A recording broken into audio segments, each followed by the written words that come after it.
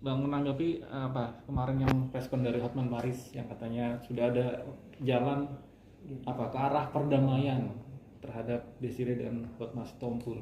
Nah, Abang sebagai teman dekat dari Bang Hotma menanggapi tindakan ini seperti apa? Bukan teman dekat lah, saya masih lawyernya Hotma Sitompul kok, ya kan? Iya betul. Hotma Sitompul klien, tapi memang kita merangkapnya sebagai teman, sebagai saudara, dan sebagai lawyernya Hotma. Jadi gini, yang disampaikan itu betul, gitu. Tetapi yang saya mesti flashback ke belakang, sejak katakanlah kira-kira 2 minggu, 3 minggu belakangan, kita nggak mau keluarkan statement. Dan statement terakhir saya mengatakan bahwa kita pending laporan karena memang sudah ada tanda-tanda pendekatan dalam arti mau penyelesaian. Jadi kita memonitor semua itu karena upaya-upaya pendekatan yang namanya mediasi itu dilakukan ya oleh pihak yang saya nggak perlu sebutkan namanya di sini, ya tuh. Dan kita selalu berkomunikasi melalui Pak Hotma bahwa memang ada hal-hal, ada kemajuan-kemajuan yang sangat berarti untuk mendapatkan satu kesepakatan dalam penyelesaian akhir. Jadi ibaratnya ini apa namanya pertandingan atau balapan ini mau sampai ke titik finish gitu ya udah ya kan di ujung. Nah untuk itu memang kita kasih kelonggaran, makanya saya bilang kita masuk ke minggu tenang, kita mau cooling down dulu, nggak mau mengeluarkan statement apa-apa, menunggu hasil daripada mediasi.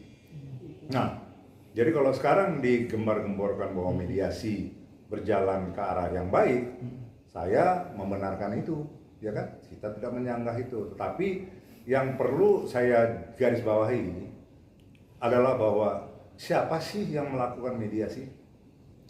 Siapa sih yang bertanggung jawab untuk melakukan mediasi?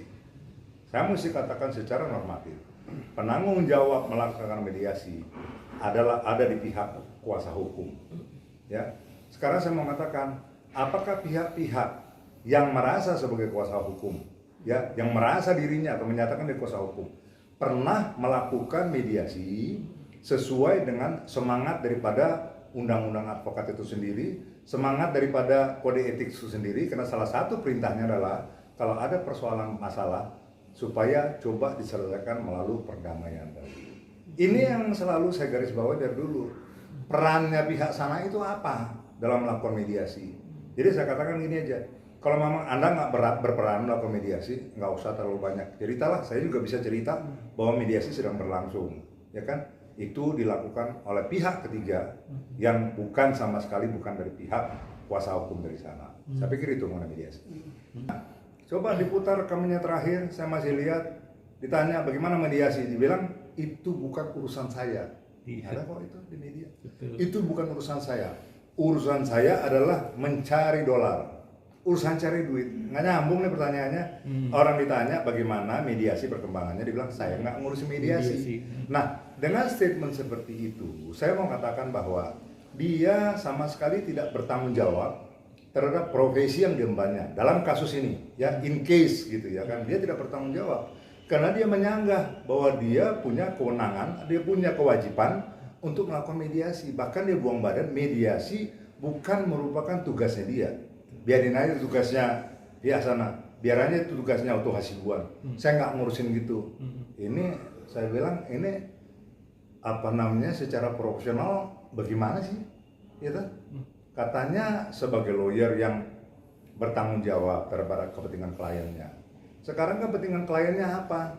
Damai juga kan ujung-ujungnya, ya kan? Sekarang kan arahnya ke perdamaian. Tapi saya mau katakan, apa upaya yang dilakukan, ya kan, oleh pihak lawyernya sana terhadap penyelesaian perdamaian ini?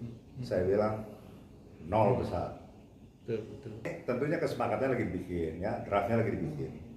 Yang menarik, gitu, jangan sampai, ya, rencana perdamaian yang sudah mencapai titik akhir ini buyar karena juga katakanlah permintaan dari sana, dari pengacara itu, ya, karena saya sudah mendengar bahwa ya, perdamaian ini bisa di follow up, bisa diakhiri, ya, difinalisasi dengan catatan bahwa kami harus mencabut laporan terhadap dia itu yang sekarang lagi berjalan di Peradi.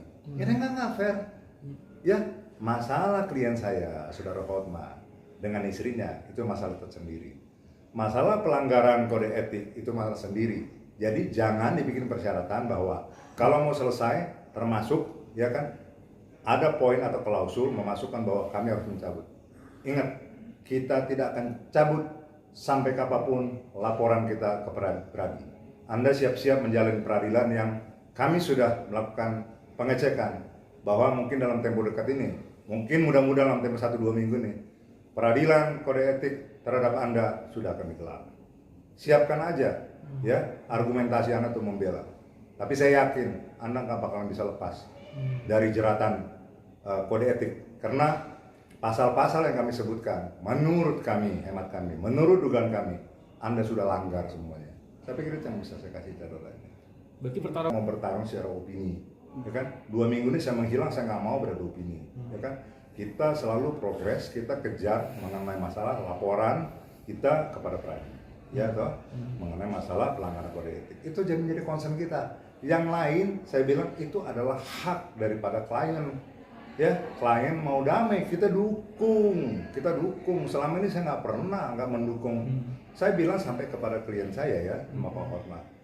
Pak Hotma, urusan berdamai sama istri Anda, silahkan. You mau kasih apa, saya nggak mau komentarin, sepanjang hatinya terbuka, itu istrinya, silahkan. Mau memberikan apapun, mau menawarkan apapun, mau bikin kesepakatan apapun. Tapi yang menjadi concern kita adalah bahwa di dalam perjalanan kasus ini ada expose yang begitu berlebihan sehingga merusak semua upaya-upaya dari awal. Ya, kalau dulu semuanya baik-baik, mungkin ini perdamaian udah terjadi lebih dulu gitu. Tapi karena dibikin sedemikian rupa, dipelihara ini kasus ini sedemikian rupa untuk popularitas apa saya nggak tahu gitu ya kan, sehingga makin lama semakin jauh. Tapi ya puji syukurlah bahwa sekarang sudah akan mencapai titik akhir. Ya, kita berterima kasih nanti tentunya kalau yang terjadi kepada pihak ketiga yang sudah mengambil peran, ya, melakukan mediasi dalam rangka mencari perdamaian. Jadi jangan menabuh gendang ya di atas kepentingan orang lain gitu ya kan. Orang lain yang kerja, jangan jadi seolah-olah kita menikmati hasilnya. Gitu. Orang kerja berhak mendapatkan hasilnya. Anda tidak bekerja untuk melakukan perdamaian, ya udah nggak usah berisik, nggak usah ribut-ribut. Kita berhadapan aja nanti di pengadilan. Ya, siapkan diri Anda untuk menghadapi pengaduan kami di kode etik Dewan Kehormatan nanti di DKD DKI. Saya pikir. Makanya kalau bilang komunikasi ya, salahnya apa kalau orang berkomunikasi? Kalau orang mau berdamai, siapa yang memulai komunikasinya, saya pikir nggak ada masalah. Dan hubungan mereka sekarang masih suami istri, ya kan? Terlepas dari masalah katakanlah sekarang persoalannya sedemikian ruwet sempat, tetapi mereka punya kehidupan 22 tahun bersama. Saya pikir pasti ada hal-hal yang indah, ya kan? Apakah masih ada perasaan cinta tuh? Tanyakan ke mereka, tapi saya yakin pasti masih ada. Makanya sekarang bisa terjadi komunikasi. Jadi siapa yang memulai? Apakah Bu Desi yang mulai? Apakah Pak Hotma yang mulai menghubungi? Saya pikir hal-hal yang wajar aja. Dan mereka tuh sekarang masih dalam satu lembaga perkawinan, ya kan? Yang nggak bisa orang lain ikut campur mau komentari. Mau siapa yang mulai? Memang kalau mau berdamai harus yang mulai. Kalau dua-duanya diam ya nggak bakalan terjadi penyelesaian, ya.